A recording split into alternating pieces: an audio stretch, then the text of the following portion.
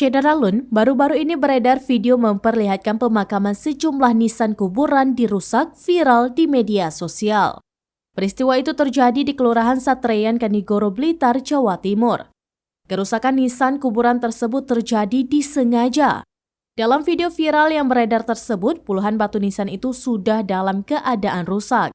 Anehnya, di antara beberapa nisan yang dirusak tersebut ditemukan sepucuk surat kaleng diduga ditinggalkan pelaku. Surat tersebut bernada ancaman dan peringatan kepada juru kunci. Pelaku mengaku tidak senang adanya banyak makam di kawasan tersebut lantaran sesuai perjanjian hanya 2 batu nisan yang diperbolehkan.